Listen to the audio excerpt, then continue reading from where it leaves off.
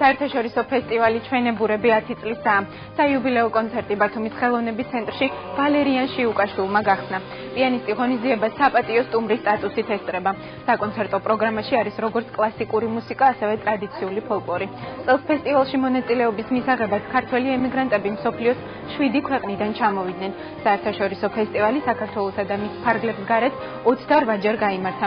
ჩვენებურებმა 2012 წელს იოანე პავლე მეორის მშვიდობის პრემიის ჯილდო მიიღო. წლევანდელი ფესტივალი ორდღიანია. დასკვნითი კონცერტი დღეს გაიმართება. ძალიან მნიშვნელოვანი არის ინტეგრაციისთვის ზოგადად და არა მარტო მომწონს ის ფაქტი, რომ არა მარტო საქართველოში ტარდება, რომ ეს ფესტივალი ტარდებოდა მსოფლიოს სხვადასხვა ქვეყნებში, რაც მე ახლა გავიგე ვიდეოებიდან ჩემ დასაცურცხლად და მინდა ძალიან დიდი წარმატება უსურვოთ. კონსოლიდაციას წყობს დიდად ხელს ეს ფესტივალი. ეს გვაჩვენა ამ წლებმა. გამორჩეულია იმით, რომ